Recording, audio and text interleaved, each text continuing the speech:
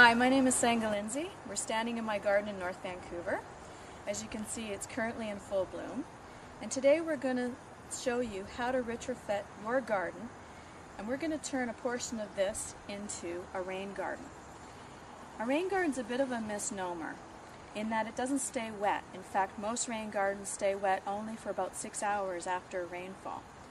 Rain gardens simply are depressions in the ground where water drains into it, goes into the ground plane, recharges our aquifer system, and this is really important because this is where we get all our drinking water from.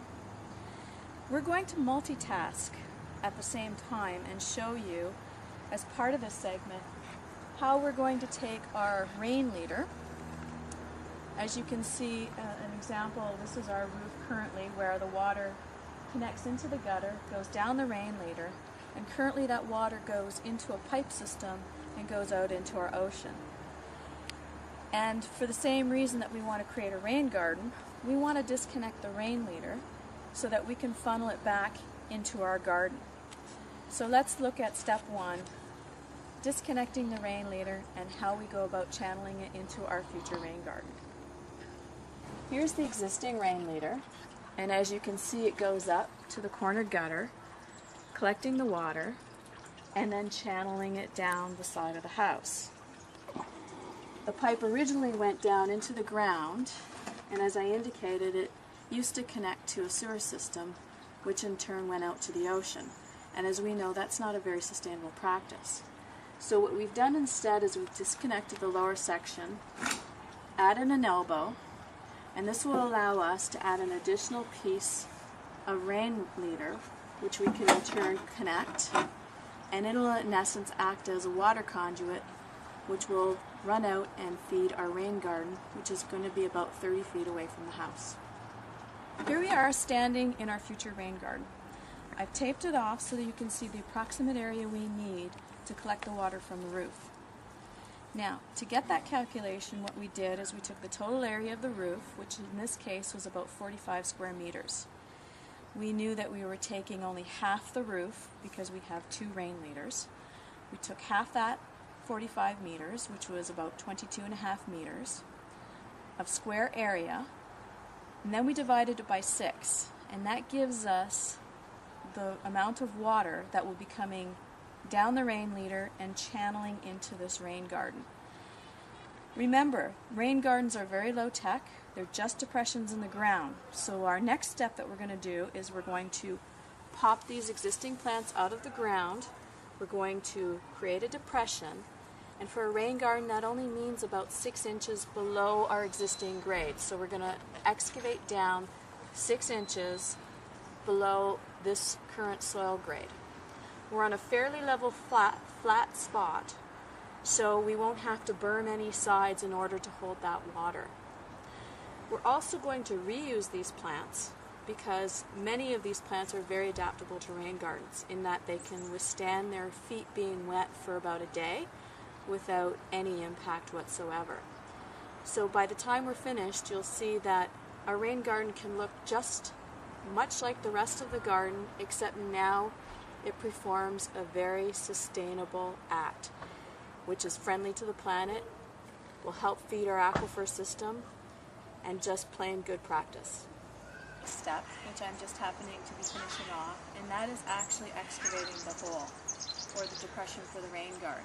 And as you can see, it's about 6 inches deep, and what we've done is we've excavated down, we've created approximately that 2 meter by 2 meter area that we needed, and then instead of having the very stiff straight sides, we're just going to smooth out the edges, because when this fills up with water, our edges are going to round off and mellow out anyway. So all we want to do is create as natural as an effect as possible. It doesn't have to be exact, and that's it. Our next step now is to lay out our plants, which will be, as I indicated before, reusing the ones that were already originally in this spot. So, what we have here as some good examples is, this is Rudbeckia hirta. It's one of my favorite because it's not only highly drought tolerant for when the rain garden does dry out, which it will, but it also gives us lots of height and volume in the garden. It's a very tall ornamental rudbeckia in that it'll eventually end up about 7 feet high when it matures. One of my favorites, as well as the ornamental grasses. And these are a combination of miscanthus, or maiden grass, that we're going to be using. And another one of my favorites is we're going to be replacing the echinacea. All of these are a great combination from a designer's point of view. They look great together as a xeriscape garden, which is highly drought tolerant plants, as well as they're just tough as nails. They're pesticide and disease free, and they can take the fluctuation of the water no problem, and they will actually thrive, perhaps even a little bit more if this is a little bit wetter. So all we do is place our plants the way we want to, and we want to make it as a nice composition so it'll blend in with the rest of the garden again. And we'll prepare the holes, backfill the holes with some good soil just to give them a great start, and that's what we'll do in our next segment. A nearly completed rain garden. We've laid out the plants, we've planted them, but before I end, I'd like to give you a couple designer tips. Number 1 tip, pay attention to the size that your plants will ultimately be. Case in point is this variegated miscanthus. It was planted about a month ago, and you can see how small it is. This is the same variegated miscanthus a year later. So even though this rain garden looks like it's sparsely planted, by next year it'll be chock-a-block full of the ornamental grasses. Number 2 tip is always plant in groups of the same plants. Use about 3 to 5, and that way you'll create unity and a solid theme throughout your garden. Case in point, again, is we've used this drift of rudbeckia to create drama in our garden.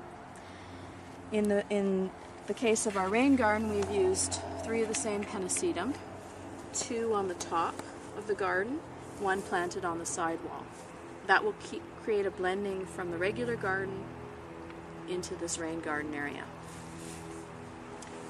And the final piece of the puzzle is finishing off the rain leader into the rain garden. If you recall, we took the original rain leader from the house, disconnected it from the drain below. We fed an additional pipe through the garden. We picked a brown color so that it'll blend more in with the soil. We tucked it under the rudbeckia so eventually it'll be hidden. And then we created an opening that's at the entry to this rain garden. The reason for this is that we want a gentle flow into this garden to prevent erosion and damage to the plants. And as a little side tip, you want to make sure that if you do have a storm event where water is gushing out, you want to put something at the mouth of your pipe that will intercept the rushing water. So we've just used some random stones here that will create a very, very easy flow into this garden. So, as you can see, rain gardens are not only beautiful, but they're functional and they're friendly to the planet. And that's it.